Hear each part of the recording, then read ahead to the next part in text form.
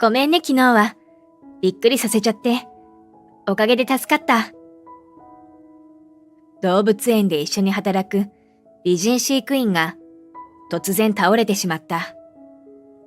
すぐに救急車を呼び、病院に運ばれるも、そのまま入院することに。お見舞いに行った俺に告げられた言葉は信じがたいものだった。私ね、余命1週間なんだって。今までありがとうね。俺の名前は椎名貴弘、43歳。動物園の売店で働いている。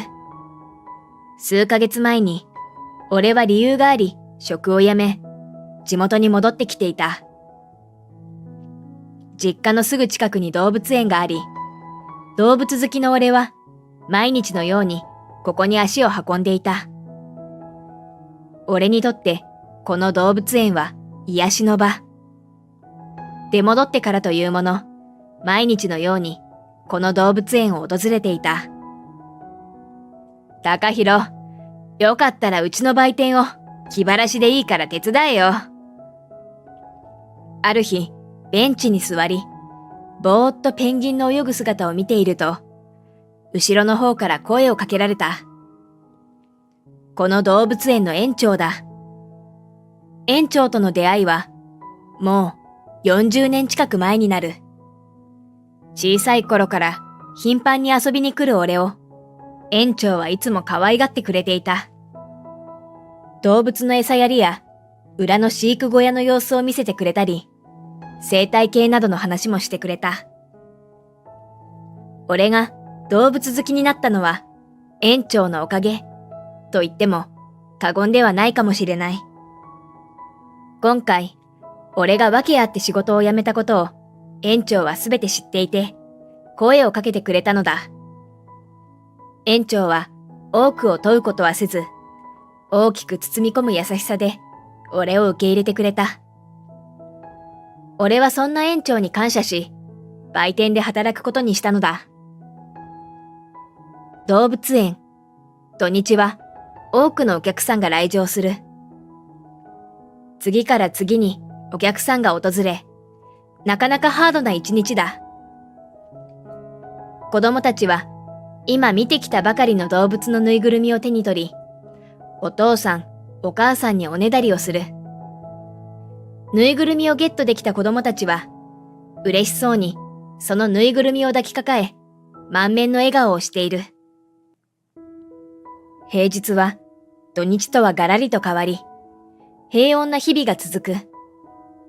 お客さんもちらほらな感じで、おじいちゃん、おばあちゃんに連れられて、まだ未就学児であろう2、3歳くらいの子供たちが、自分よりも何倍も大きな動物を興味津々の眼差しで見ている姿を散見する。そして平日に限っては動物園で働く従業員も売店に訪れる。売店のすぐ横にはペンギン館が併設されていて、ペンギンの飼育担当員である立石香織は休憩時間にコーヒーを飲みにちょくちょく訪れていた。綺麗な顔立ちのせいか、少し話しかけづらい雰囲気のある立石さん。お互いそんなに社交的な性格ではないこともあり、最初はほとんど会話がなかった。ただ、さすが飼育員。ペンギンのことを質問すると、ものすごく嬉しそうに弾丸トークが始まった。俺は、その普段とはまるで違う立石さんの様子に驚きつつも、動物がすごく好きなんだなと、嬉しい気持ちになって話を聞いていた。それからというのも、売店に来るたびに動物の話はもちろん、たわいもない世間話をするようになっていた。園長も俺の様子を伺いに、ちょこちょこ顔を出してくれる。その時に聞いた話なのだが、立石さんは小さい頃から体が弱く、何度か入院生活をしていたと聞いた。そんな状況の中、立石さんは一生懸命動物の世話をして働いている。俺はすごく感心していた。売店の横がペンギン館ということもあり、立石さんの働く姿がよく目に入ってきていた。広いペンギン館の掃除や何十匹分もの餌やり。いくら動物が好きだと言っても、毎日その重労働を続けるのはなかなか大変なことだと思う。だけど立石さんはいつもペンギンたちに誠心誠意、笑顔で接していた。連休明けのことだった。立石さんが疲れた様子で売店にやってきた。珍しいなと思いながら声をかけた。疲れているようだけど大丈夫？俺がそう言うと、立石さんはニコッと笑みを返してくれる。うん、ちょっと連日泊まり込みしててね。彼女はいつものコーヒーを片手に売店内の椅子に腰掛けた。泊まり込み？そう。体調の悪いペンギンがいてね。でももう大丈夫。ご飯も食べれるようになったし、今日はもうこれで上がりだから。それは大変だったね。と話をしながらも、立石さんの顔色の悪さを俺は心配した。それ飲んだら早く帰ってゆっくり休んだ方がいい。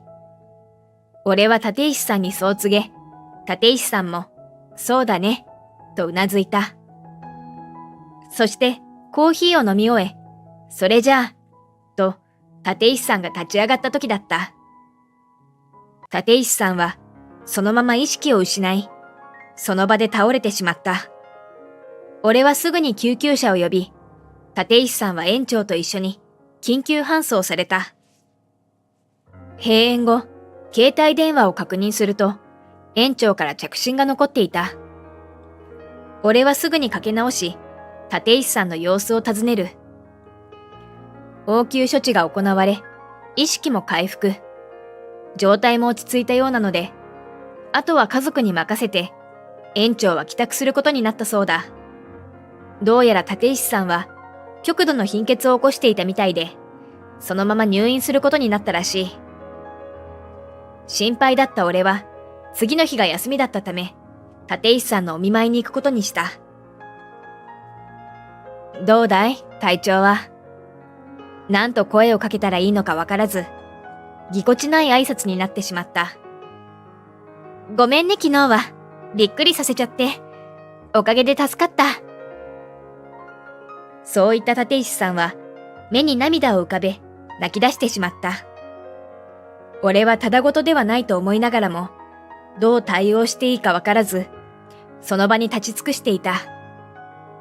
すると、立石さんが口を開いて、こう言ったのだ。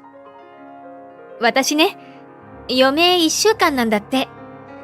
今までありがとうね。と、俺は耳を疑った。私、小さい頃から心臓が弱くて、何度か手術も経験しているの。俺は以前、園長から聞いていた、立石さんの話を思い出していた。そういえば、何度か入院していた、とかって言ってたな。だけど、余命1週間なんて、一体どういうことなんだ。ちょうど看護師が巡回に来て、俺は病室を出ることに。俺は、立石さんの体のことをもっと詳しく知りたいと思い、待合室にいた立石さんの家族に詳しい話を聞くことにした。心臓の状態も思わしくなく、可能ならすぐに手術をすることが望ましい。ただ、手術をするにも、立石さんの体の状態が良くないため、体力的にも非常に厳しい手術になるらしい。そもそも、手術自体も難易度の高いものらしく、この病院にはそんな手術をできる医師や医療設備はないとの話だった。俺はいても立ってもいられなくなり、担当医と家族の了解を得て、すぐにあるところへ電話をした。日本でも先進の医療設備の整った大学病院だ。立石さんの病状を事細かく伝え、すぐに受け入れを許可してほしいと伝えた。電話口の向こうでは、俺から電話がかかってきたことに、医局みんなが驚いているようだった。椎名先生？本当に先生なんですか？今どこにいるんです？ああ、椎名だ。急に悪いんだが、早急に受け入れてほしい患者がいるんだ。執刀はもちろん、僕がやる。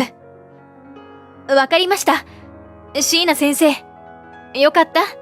帰ってくるって信じてましたよ。ありがとう。では、すぐにそちらに搬送する準備をするよ。担当医に受け入れ許可の話をし、本人に話をすることになった。立石さん、そして立石さんの家族の立ち会いの中、担当医が話を始める。立石さん、実はあなたを受け入れてくれる病院が見つかりました。え？受け入れの病院？本当に？ええ、ここにいる椎名さん。椎名さんのおかげです。担当医も、この奇跡に近い状況に興奮し、目に涙が溜まっている。椎名さん？椎名さんのおかげって、一体どういうこと？担当医の発言に、全然理解が追いついていない立石さんは、不思議そうな顔で、俺に尋ねた。椎名さん、今の話って、一体どういうことなの？あなたは一体、何者なの？驚かせてごめんね。話せば長くなるんだが、実は俺、医師なんだ。それも心臓専門の。受け入れ先の病院は、日本でも最先端の医療設備の整った病院だ。僕はそこで10年近く働いていて、君と同じような病気の手術を何度も経験してるんだ。君の手術も必ず成功させる。だから僕に任せてもらえないかな。立石さんは俺の発言にとても驚いた様子だったが、自分にまだ生きるチャンスが残っているのならと手術を承諾してくれた。すぐに搬送準備を整え、大学病院へ。俺の医師復帰に同僚や医局長、看護師長がお帰りと出迎えてくれた。そして、術前の検査を入念に行い、手術準備に取り掛かることに。とはいえ、久しぶりの医療現場。それに、手術はかなり難易度の高いもの。本当に、俺に執刀医が務まるのかと、頭をよぎった。ただ、俺の不安以上に、病院の仲間が俺を後押ししてくれて、強靭な体制で手術に臨めた。おかげで、手術は無事に成功。大手術だったこともあり、立石さんはしばらくは ICU で過ごすことになったのだが、経過も良く、1週間ほどで一般病棟に戻ることができた。調子はどうだい？俺は立石さんの病室を訪れた。椎名さん、いや、椎名先生か。なんだかまだ信じられないんだけど、本当にありがとう。椎名先生がいなかったら、私って、もうこの世にいなかったかもしれないんだよね。君が僕を信じてくれたおかげだよ。本当によく頑張ったね。立石さんは、嬉しそうに涙を拭う。そして、俺に尋ねてきた。聞いていいのかな？椎名先生は、どうして医師を辞めてたのか。うん。俺は、立石さんに医師を辞めた理由を伝えた。俺は、医大を卒業してすぐに、この大学病院で働き出した。学生の頃から心臓外科になるのが夢で、若い頃はとにかくがむしゃらに働いて、自分の腕磨きをしていた。30歳を過ぎた頃に、一人の女性と出会った。後に妻となる人で、自分とは正反対の性格、穏やかでおおらかな人。それでいて、芯をしっかり持った女性だった。その女性と結婚し、子供を授かった。彼女によく似た、本当に天使のような女の子。仕事人間だった俺も、家庭ができてからは、忙しい中でも、できるだけ家族との時間を大切にした。幸せな日々だった。だが、子供が4歳の時に、その事件は起こった。毎日15時頃になると、いつもお決まりで、妻の携帯から子供が動画メッセージを送ってきていた。パパ、早く帰ってきてね。今日のご飯はカレーだよ。なんて感じだ。休憩時間にいつものように携帯をチェックすると、いつも来ているはずの動画メッセージがこの日は入っていなかった。俺は少し気にはなったが、こういう日もあるかと、そのまま仕事に戻った。それから俺は最後の診察を終え、ちょうど医局に戻った時だった。医局の電話が鳴り、看護師が対応している。椎名先生、都立病院から電話がかかっています。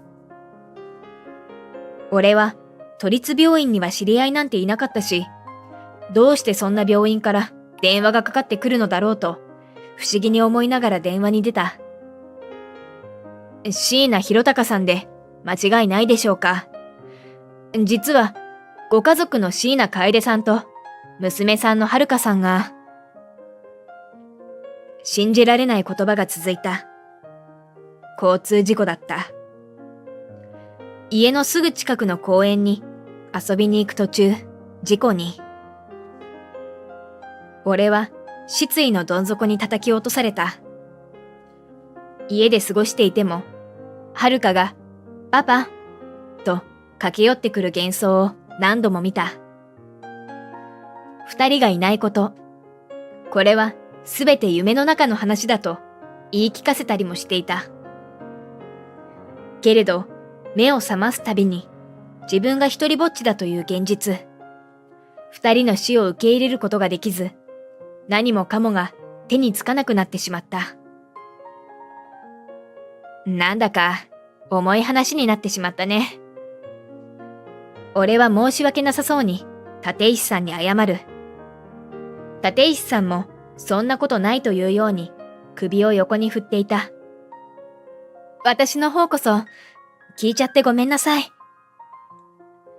しばらく沈黙が続いた後、立石さんが俺に話を始めた。椎名さんは椎名先生に戻るべきだよ。だってこんなにすごい先生なんだもん。私みたいに生きたいと思って必死に病気と戦っている人はたくさんいる。楓さんや遥ちゃんもきっとそれを望んでいるはずです。立石さんは力強く俺に言ってくれた。ずっと尻込みしていた気持ちがスカッと晴れたように感じた。そして俺は医師に戻る決意をしたんだ。それから数ヶ月後、立石さんは無事に退院し、職場復帰した。ただ、以前みたいな重労働は禁止。働く時間も少し短くすることを条件に、職場復帰を許可した形だ。それでも立石さんは嬉しそうに、また大好きな動物たちと一緒に過ごすことができると喜んでいた。立石さんが職場復帰してすぐの休みの日、俺は動物園を訪れた。大好きなペンギンを楽しそうに世話する立石さんの姿を見て、とても心穏やかな気持ちになった。俺の姿に気づき、立石さんが歩み寄ってきてくれた。椎名先生、来てくれたんですか？うん。どうしてるかなと思って。顔色も良さそうだし、体調いいみたいだね。よかった。安心したよ。はい。おかげさまで、ペンギンたちにも癒されてます。それはよかった。でもやっぱり、立石さんに先生って呼ばれるのは、なんだか照れくさいな。前みたいに、椎名さんでいいよ。二人で楽しそうに会話をしていると、園長がやってきた。なんだか楽しそうだな。俺が来ると邪魔かな？園長、何言ってるんですか？やめてくださいよ。なんだよ。高弘、聞いてくれよ。立石はな、退院してからずっと、毎日のように、椎名さんはどうしてますかって、俺にいっつも聞いてくるんだぞ。立石さんが驚いた様子で、園長、何余計なこと言ってるんですかと、顔を真っ赤にして恥ずかしがっている。俺もその言葉に少し照れて動揺したが、俺もずっと立石さんのこと気になってたから一緒かな、と続けた。